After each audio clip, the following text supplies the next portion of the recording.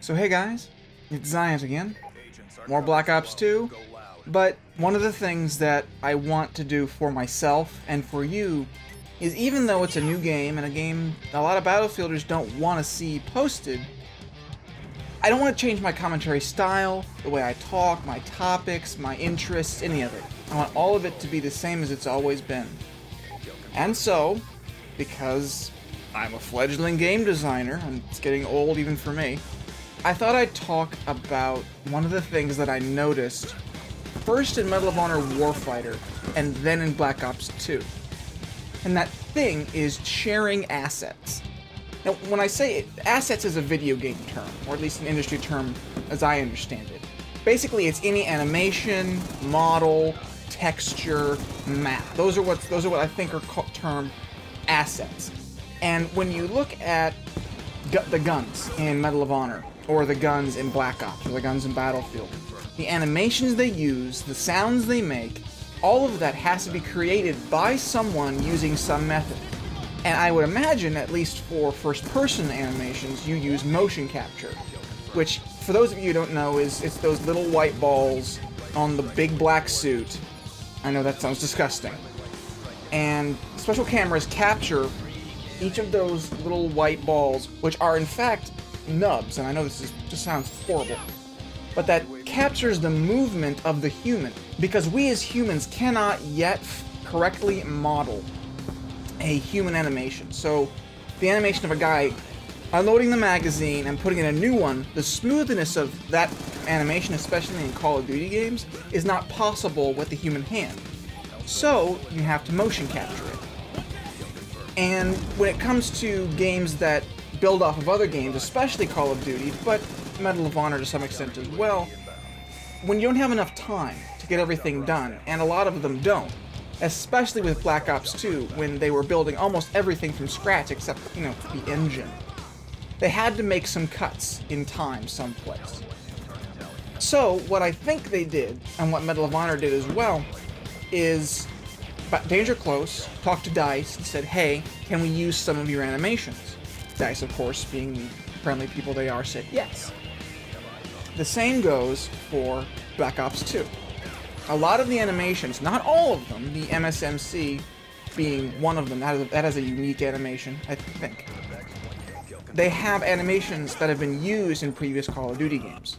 So, for example, the Type 25, that animation comes from the FAMAS from Modern Warfare 2, and the Type 20 and the Type 95 from Modern Warfare 3. They're the same animation with some slight tweaks.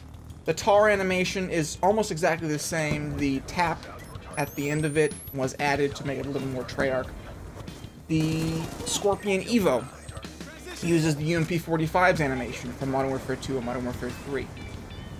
Pretty much any animation, reload animation that is, in Black Ops 2 is from a previous game. Now, again, like I say, they're not all the same, but they are most of them. And the main reason for this, as many of you are probably guessing, and probably already know, is that Call of Duties are made on a very strict time schedule. Yes, there are 2 years between studios making games, so Treyarch, Black Ops 1, then that has a full year. Modern Warfare 3, that has a full year, and then you have Black Ops 2. So for the consumer, it feels like they have a full 2 years to put out a new game. They don't. I imagine the first 3 or 4 months of a new Call of Duty being out, the studio, if it's a good studio, will spend the first 3 or 4 months supporting the game. That leaves them 20 months to make a new game.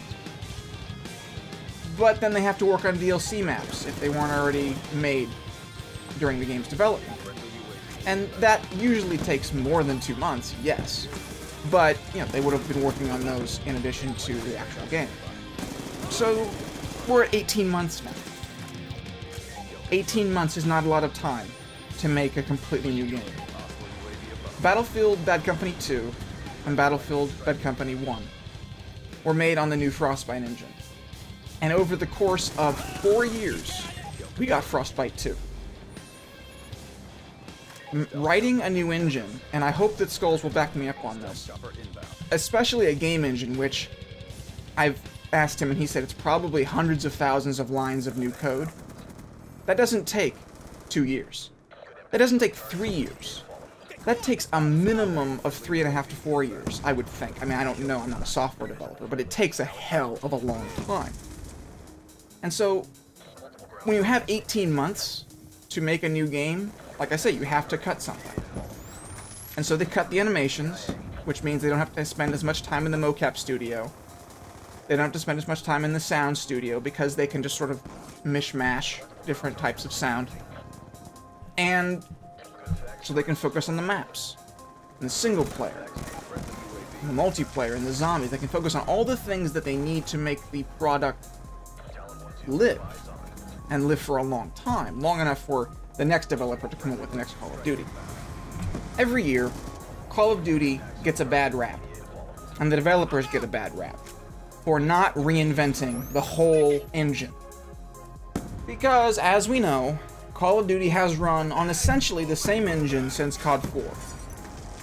And really, it's run on the same engine since COD 2.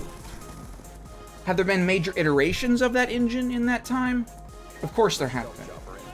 Black Ops 2 runs on...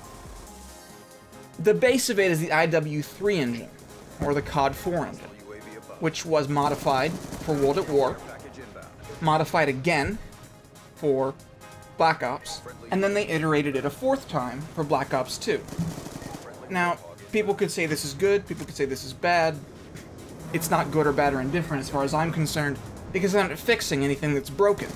The IW engine runs at 60 frames per second on consoles, which, as much as people would like to think it's easy to do, I guarantee you it's not.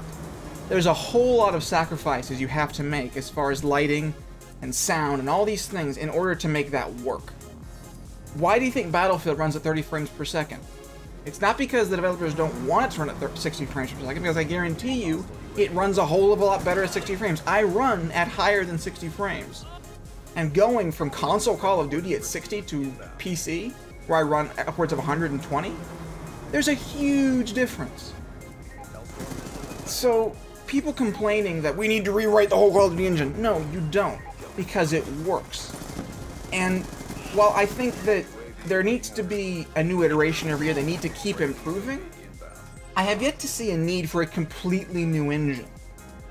Even after all this time, I think if Treyarch and Infinity Ward and Sledgehammer pooled their resources and did away with IW engine, created a whole new engine for Call of Duty, it would be much more a negative thing. Because they're sharing assets, they can make a game every year. Because they take the time to say, alright, we're better in this together than separate. We have different visions. There are some things we know we just can't do within the timeline, so let's share. You know, we learn as kids that sharing is a good thing. Well, in the case of Call of Duty, I guarantee you it is. That Infinity Ward gave Treyarch access to the IW engine for World at War, whatever you think of that game, I guarantee you it would not have been nearly the same game had they had to use the COD 3 engine. Because what a lot of people don't understand about COD 3 is that while it is technically a bad game, that's not necessarily Treyarch's fault. Think about it.